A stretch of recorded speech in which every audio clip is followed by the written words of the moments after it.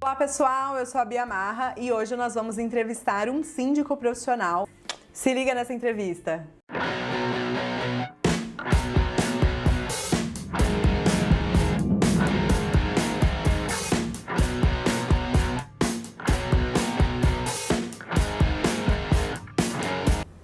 Olá você, bem-vindo ao Contas Ordinárias. Hoje nós vamos estrear a nossa sessão de entrevistas. E o nosso entrevistado de hoje é o Leonard Almeida. Ele é formado em Economia e Publicidade pela PUC Campinas, com mais de 15 anos de experiência em administração de negócios em empresas multinacionais e há 2 anos está à frente da Íntegra Síndicos Profissionais, empresa especializada em sindicância profissional. Leonard, olá, tudo bem? Boa noite, Bia. Boa noite a todos. Tudo bem? Graças a Deus. A noite fria, mas muito bem. Muito bem-vindo, é um prazer bater esse papo com você. Hoje nós queremos fazer algumas perguntas para você sobre o universo de condomínios e um pouco da sua experiência como síndico, para que a gente possa debater um pouco sobre o mundo condominial, dos desafios principalmente. O que você tem percebido que os condomínios contratantes buscam nos síndicos profissionais quando eles optam por essa alternativa para gestão? Por que não o síndico morador e por quais as vantagens aí do síndico profissional, na sua opinião? Bacana, Bia. Bacana pergunta. Acontece o seguinte, eu acho que de um tempo para cá, de alguns anos para cá, eu acho que a função de síndico deixou de ser uma situação amadora. Ela começou a ser um pouco mais profissional.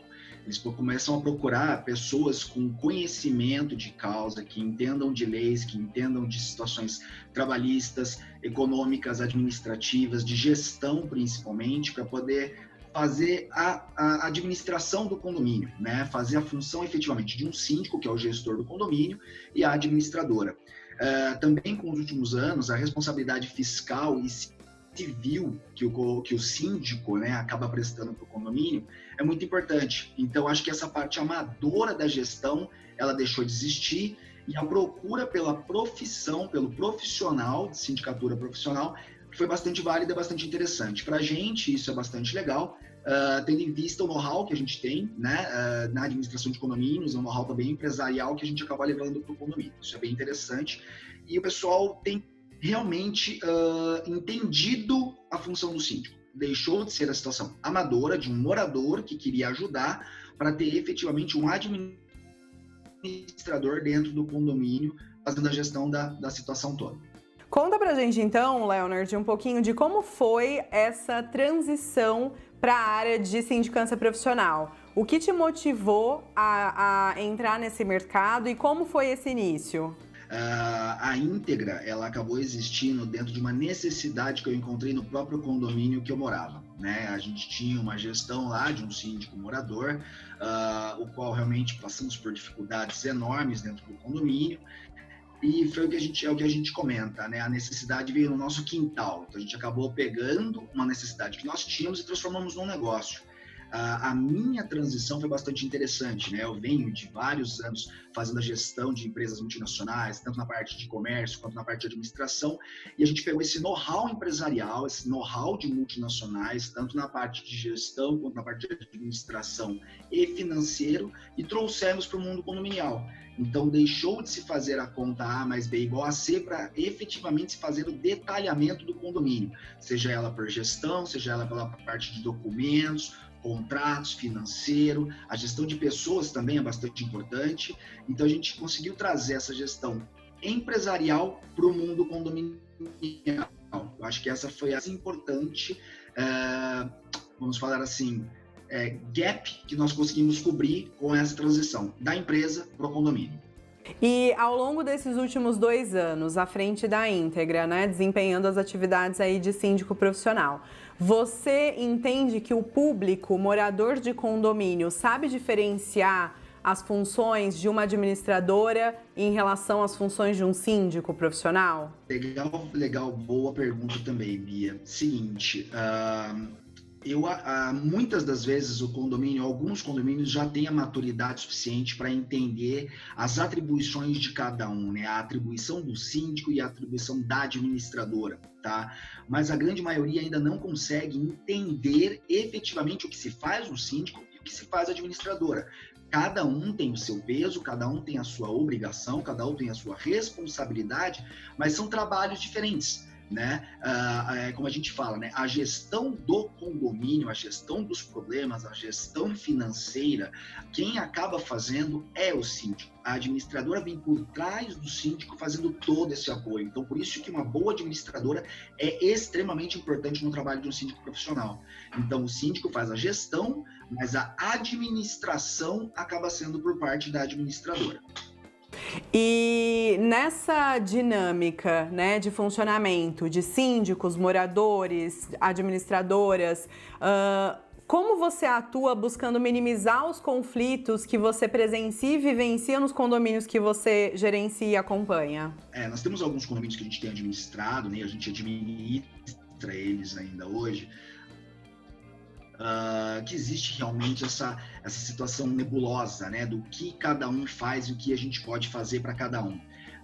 Essa diferenciação, essa administração, colocar cada um no seu devido lugar é extremamente importante e é muito difícil, muito difícil.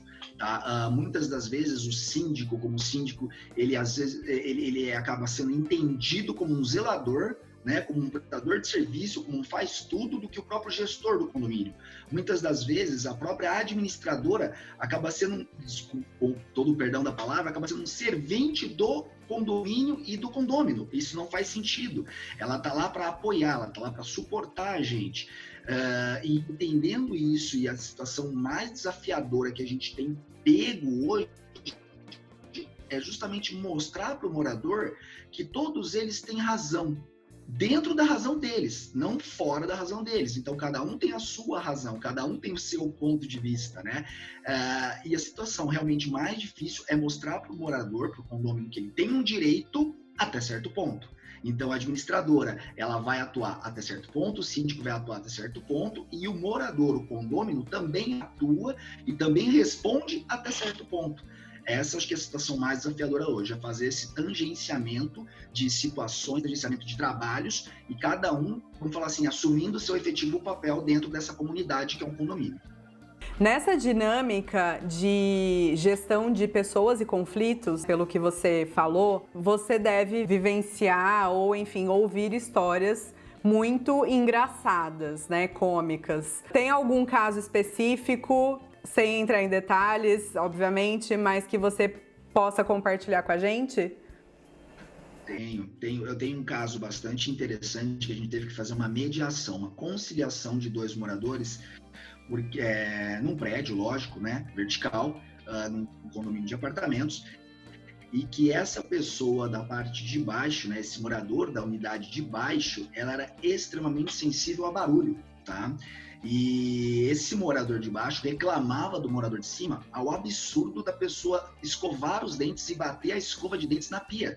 Incomodava esse barulho para ela. Então, era uma situação extremamente desconfortável e extremamente inusitada, porque o morador que morava em cima não podia escovar os dentes, não podia bater a escova na pia, que atrapalhava o morador de baixo.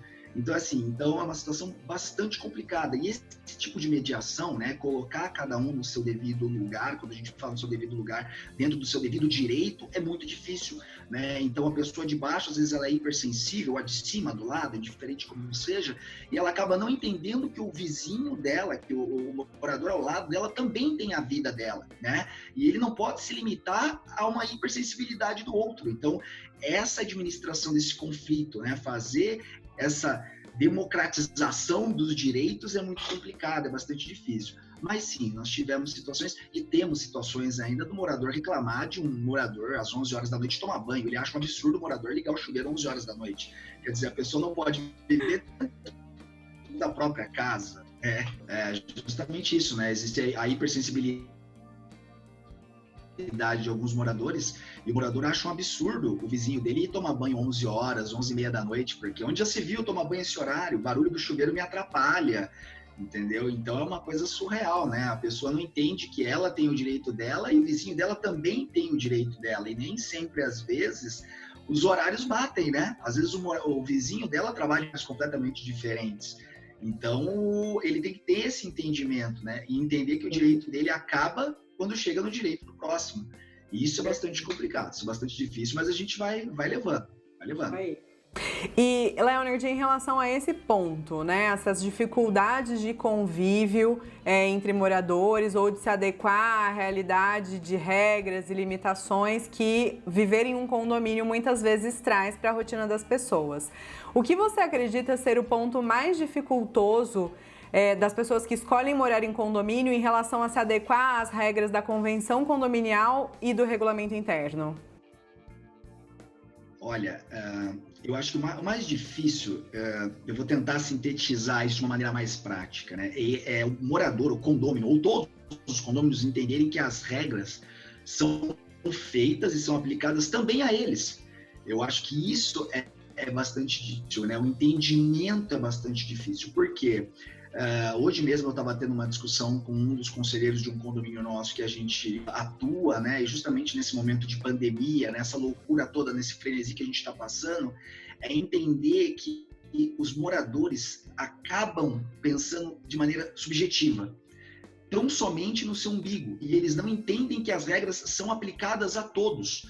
E todos devem cumprir, né? Então, mas eu vou parar o carro ali rapidinho naquela vaga de deficiente porque eu só vou descarregar o lixo. Tá errado, né? A vaga de deficiente é para deficiente. Ou, mas eu só vou fazer um furo na parede no domingo de manhã, não vai atrapalhar ninguém. Quem é esse ninguém que ele acha que não vai atrapalhar, né? Então ele acaba pensando tão somente nele. E nesse sentido subjetivo da pessoa é que leva a ele não entender que a regra bem é aplicada a ele. E quando você o cobra, né, dessa infração ou desse problema, ele acha que você está sendo extremamente rígido. Ele fala, onde já se viu, né? Você me cobrar porque eu fiz um barulho de 15 minutos no domingo de manhã, ou porque você está me cobrando porque eu só parei 15 minutos na vaga de deficiente. Né? Então, a partir do momento que o morador muda para um condomínio, ele entender que esse condomínio tem regras diferentes de uma casa de bairro, né? É bastante difícil. Entretanto, é a analogia que a gente faz, né? Olha, você mora num condomínio, condomínio existem regras, você precisa segui-las. E mesmo que você morasse numa casa de bairro, você também tem as regras do município que você precisa seguir. Você continua não podendo fazer barulho, né, de maneira incessante ou em volumes extremamente altos, mesmo antes das 10 da noite ou após as 10 da noite. Você não pode construir qualquer coisa na sua casa só porque a casa é sua. O terreno tem um zoneamento, você tem que obedecer o zoneamento. Né? Você tem algumas, vamos falar assim, alguns certificados, alguns documentos que você tem que ter para você poder ter a sua moradia ou fazer o que você quer nela, mesmo sendo uma casa de bairro. E o condomínio parte da mesma premissa, mas tem um regimento interno sintetizado que fique mais fácil dele entender o que ele pode ou não pode fazer. Mas ainda assim existe, né? Mas eu comprei o terreno, eu posso fazer o que eu quiser fazer na minha casa, porque ela é minha? Não, você não pode. Você não pode alterar a fachada, você não pode construir uma edícula no fundo, né? Você não pode construir um canil. Então, é esse entendimento que é o mais difícil. É você mostrar para o condômino que ele também faz parte daquele organismo que é o condomínio e ele obedece às mesmas regras que todos. Então, não é porque ele acha que ele tem mais ou menos, né, do que qualquer outro morador, que ele pode fazer ou não alguma coisa. Então, a regra ela tem que ser aplicada para todos. Esse é o mais difícil, principalmente nesse momento que a gente tem passado de pandemia. Cada um entende a regra e cada um argumenta a regra da maneira que melhor lhe convier. Essa é a verdade. Desafios do convívio em condomínios, né? E para a gente caminhar aqui para o encerramento, eu queria saber qual é a sua opinião em relação aos caminhos, né, possíveis que os condomínios podem trilhar para ter um espaço de maior uma convivência mais harmoniosa entre os moradores, que eles possam entender melhor o papel e as funções de cada um dos componentes envolvidos na gestão do condomínio. Eu acho que assim, toda situação que a gente tem que administrar, que a gente tem que gerir, ela precisa de uma palavra bem básica, mas muitas pessoas não entendem, que é a empatia. Você tem que ter empatia com o seu próximo, você tem que ter com os seus prestadores de serviço, e nós que estamos na administração e na gestão, temos que ter a empatia com os nossos condôminos, com os nossos moradores. Né? Então, feliz ou infelizmente, você tem que ter bastante resiliência para suportar, você tem que ser bastante flexível para poder entender e saber ponderar, saber analisar cada caso, né? Como a gente fala, cada caso é um caso, então analisar cada case que você tem dentro do condomínio e tentar gerir ele da melhor maneira. Então foi o que a gente falou, né? Muitas das vezes, como já acontece, os moradores falam, né? Mas vocês demoram para nos responder algum questionamento. Tá, mas quanto tempo eu demorei? Eu te mandei, era 8 horas da manhã, você me respondeu 2 horas da tarde. Então ele não tem a empatia para conosco de que nós administramos diversos condomínios e diversas necessidades, diversos anseios dos moradores, e nós não somos vamos falar assim, não um robô, mas nós somos uma máquina, né? Nós estamos ali para tentar entender todo mundo e tentar ter empatia com todos. É a mesma coisa a administradora está lá, ela não trabalha de domingo, e o morador acha que a administradora tem que trabalhar de domingo, porque onde já se viu, eu pago, não é assim que funciona, né? E muitas das vezes o nosso vizinho, o meu vizinho, o cachorro late. Poxa, que legal, pior se o cachorro falasse, né? Então aí você tem que ter um certo tipo de entendimento da situação. O cachorro vai latir, é lógico que ele não pode latir diuturnamente, o dia inteiro, para incomodar. E aí você vai lá falar, a culpa não é do pet, a culpa é do dono que não instrui, né? Que não educa o seu animal. Então acho que a palavra que resume bem isso é empatia, você se colocar no caso, no lado da outra pessoa, entender o que ela está passando, o momento que ela passa, e você fazer essa análise. Nós que estamos na gestão, né, não podemos ser somente ferro e fogo, né, seguir de maneira regrada, tudo certinho, sem fazer uma diferenciação. Diferenciações existem situações que a gente acaba tendo que sair um pouquinho daquele comum, do habitual, para a gente poder entender o morador.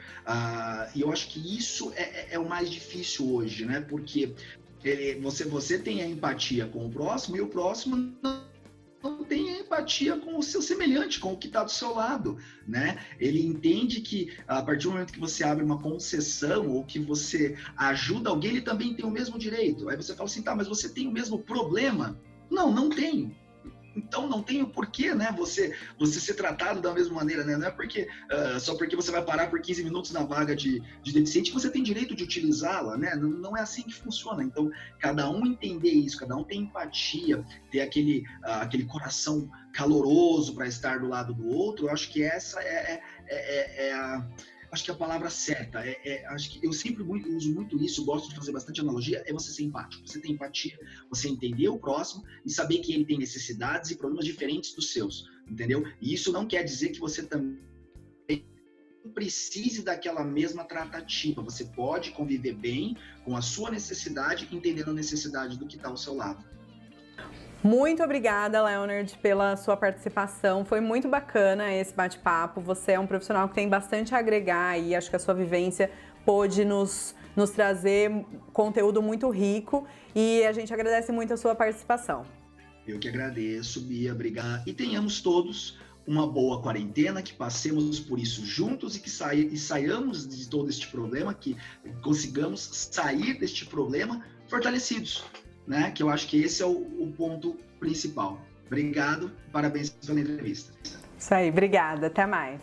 Obrigada a você que assistiu esse vídeo até o final. Não se esqueça de deixar o seu like, se inscrever no canal, acionar o sininho para receber notificações dos próximos vídeos. E se você ouviu essa entrevista por meio de um dos nossos podcasts, siga também o nosso perfil nessa plataforma de áudio. Nos vemos no próximo episódio. Até mais!